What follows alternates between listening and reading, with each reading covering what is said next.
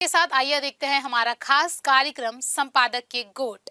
नमस्कार, मैं हूं अमित चौरसिया और आप देख रहे हैं वीआईपी न्यूज की खास पेशकश संपादक के गोट। संपादक के गोट में हम विभिन्न मुद्दों पर चर्चा करते हैं।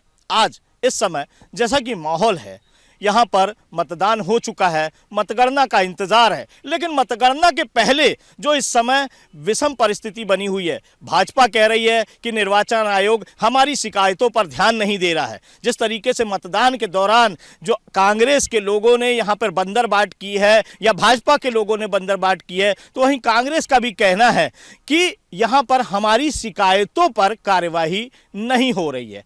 तो ऐसे में कहीं ना कहीं निर्वाचन आयोग के लिए जिस तरीके से मतदान कराना एक चुनौती है, उसके बाद मतगणना कराना एक चुनौती है, लेकिन इस समय आरोप प्रत्यारोप के दौर से और पार्टियों के कटघरे में इस समय निर्वाचन आयोग भी नजर आ रहा है। अब निर्वाचन आयोग इसे किस तरह लेता है, क्योंकि जिस तरीके से सत्ता पक्ष हो या विपक्ष, दोनों ही पार्टियां उस पर आरोप प्रत्यारोप लगाती नजर आ रही हैं कि हमारी शिकायतों पर कोई ध्यान नहीं दे रहा है, और दोनों ही पार्टियां एक तरह से उसे कटघरे में और सवालों के घेरे में खड़ा करती नजर आ रही है। तो ऐसे में अब मतगणना एक बड़ी चुनौती है। 3 दिसंबर को मतगणना होनी है। मतगणना का इंतजार हर प्रत्याशी को है, हर पार्टी को है। लेकिन अगर बात करेंगे कि इस चुनौती के साथ ही यहाँ पर न केवल एक चुनौती और है कि लोगों के इस आरोप प्रत्यारोप के दौर से किस तरह बचा जाए। निर्वाचन आयोग इसमें अपनी कोशिशों में जुटा हुआ है।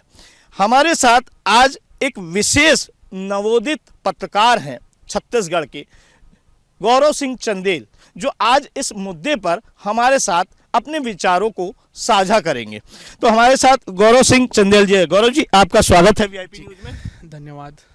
जैसा कि हमारा आज का विषय है कि निर्वाचन आयोग के लिए एक चुनौती न केवल मतदान, मतगणना, और इस बीच जिस तरीके से सवालों के घेरे में इस समय निर्वाचन आयोग नजर आ रहा है, दोनों ही पार्टियां आरोप प्रत्यारोप के दौर से उस पर कर रही हैं। कहीं ना कहीं पूरे आरोप प्रत्यारोप निर्वाचन आयोग पर अब मढ़े जा रहे हैं।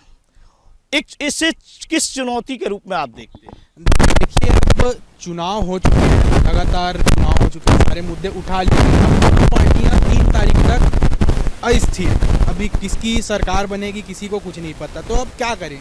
तो अब पार्टियों का काम है, अब किसे घेरे, तो वीवीपैट पे या चुनाव को लेकर सवाल हर बार खड़े होते रहते हैं। तो इसमें किसी न किसी तरह निर्वाचन आयोग इस कटघरे में आ ही जाता है, और पक्ष में कोई भी पार्टी हो उस पर सवाल खड़े किए ही जाते हैं कि आपके कारण ये नहीं हो रहा है। वैसे ही भाजपा सवाल खड़े कर रही है कि भूपेश बघेल या कांग्रेस पार्टी के दबाव में निर्वाचन आयोग कोई प्रक्रिया नहीं कर पा रही है या कोई किसी पे कार्रवाई नहीं कर पा रही है। अब ये सवाल वहीं भाजपा दूसरी ओर बोल रही है कि कांग्रेस के शिकायतों पर निर्वाचन आयोग जवाब दे रही है, मगर हमारी कार्रवाई पर कोई किसी भी तरह का कोई कदम नहीं उठा रही है। तो अब इसमें देखें तो निर्वाचन आयोग एक तरफ से या तो दोनों के सवालों का जवाब दे या किसी के सवाल का जवाब मत दे। तो जहां ये सवाल खड़ी हो इसलिए हो रही है क्योंकि हाल ही में भूपेश बघेल द्वारा किए गए शिकायत पर निर्वाचन आयोग ने लंबा चौड़ा जवाब दिया था, लेकिन भाजपा महतारी वंदन के मामले में उन्होंने शिकायत की है, तो इस पर निर्वाचन आयोग से प्रॉपर एक